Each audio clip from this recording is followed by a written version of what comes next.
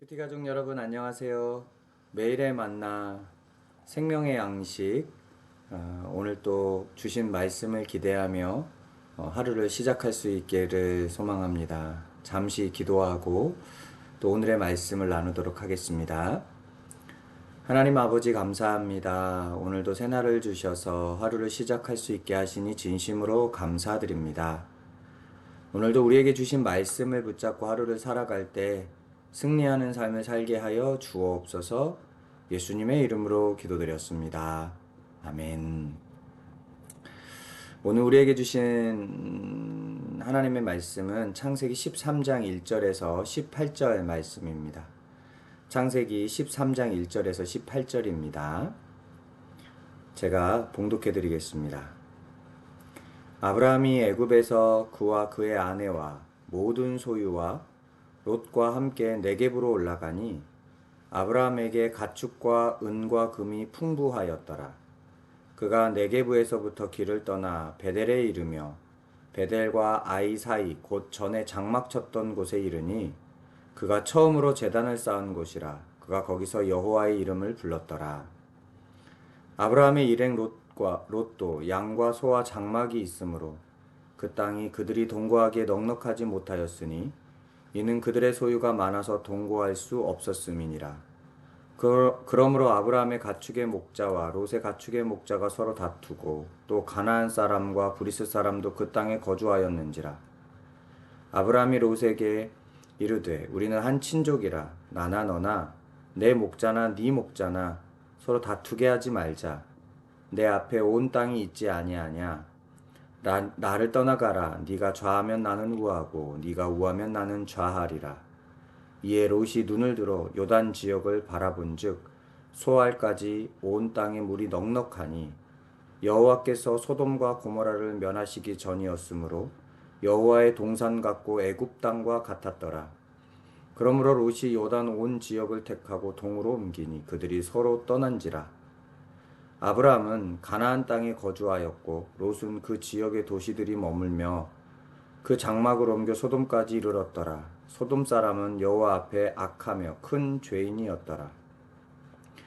롯이 아브라함을 떠난 후에 여호와께서 아브라함에게 이르시되 너는 눈을 들어 너 있는 곳에서 북쪽과 남쪽 그리고 동쪽과 서쪽을 바라보라.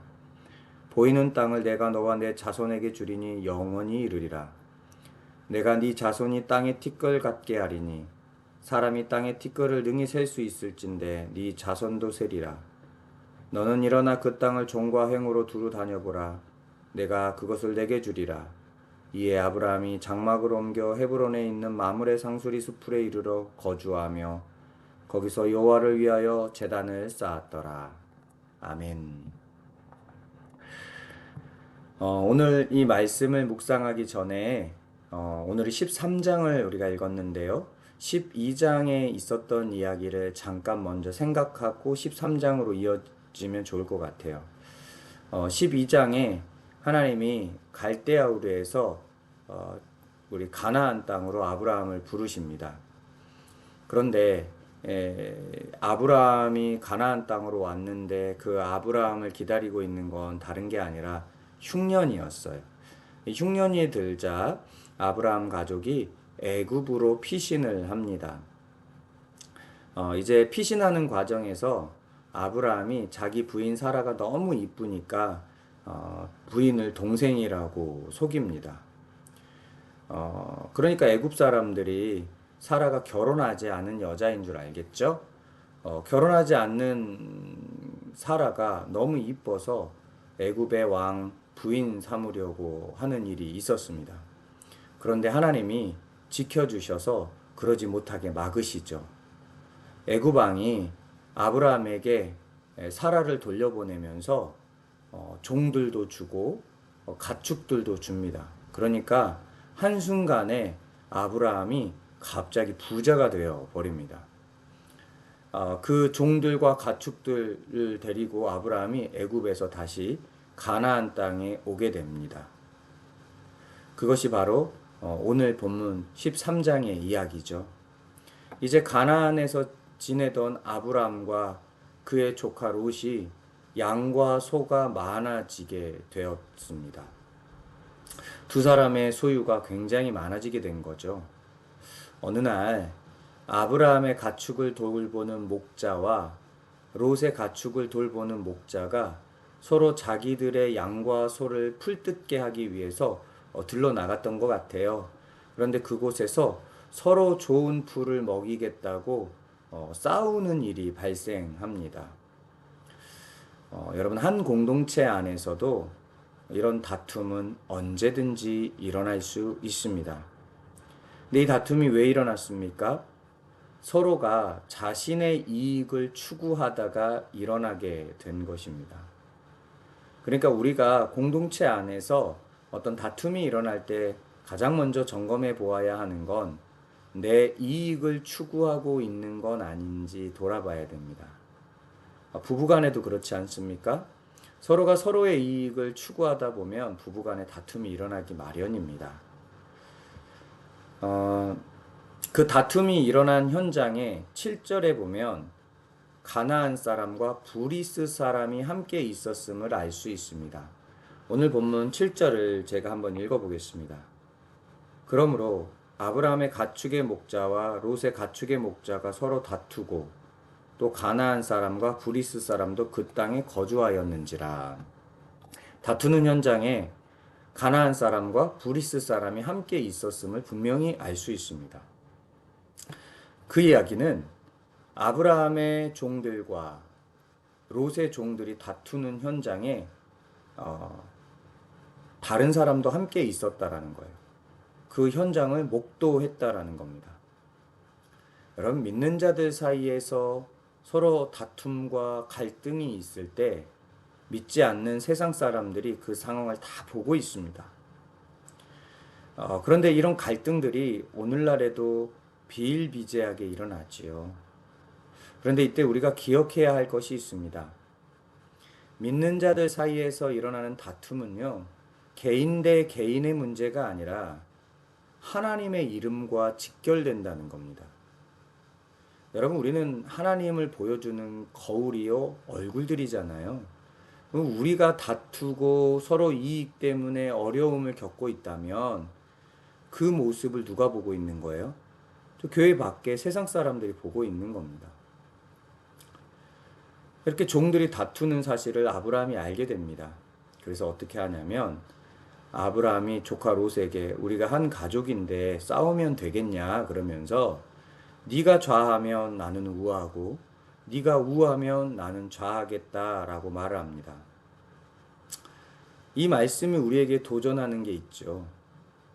내가 조금 손해를 보더라도 양보할 줄 아는 마음. 바로 이 마음이 아브라함에게 있었던 것입니다.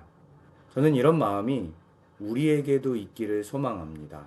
어쩌면 오늘 우리가 누군가와 갈등이 일어날 요지가 있었을 때 오늘 주신 말씀을 기억하며 한번 양보해 보기를 소망합니다. 아브라함이 네가 좌하면 나는 우하고 네가 우하면 나는 좌하리라 라고 말하자 롯은 그 말을 덥석 묻습니다. 그리고는 이렇게 요단 지역을 바라보는데요.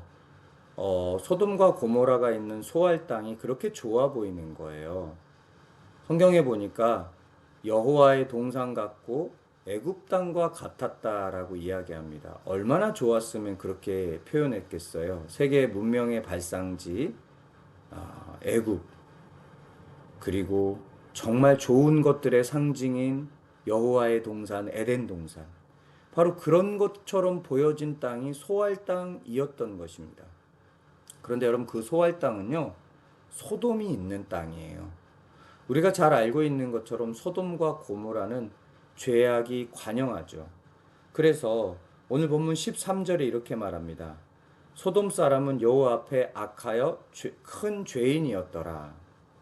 예, 소돔 사람들은 정말 모여 있는 것 자체가 죄의 어떤 굉장히 죄가 관영한 그런 지역이었어요. 그런데 그 지역이 인간의 눈으로 봤을 때, 사람 눈으로 봤을 때 굉장히 좋아 보였던 거예요. 그래서 어떻게 해요?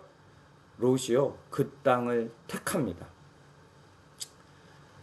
롯이 그 땅을 택한 건 세상의 관점으로 그 땅을 선택하면 누가 봐도 잘 되는 길이었기 때문입니다.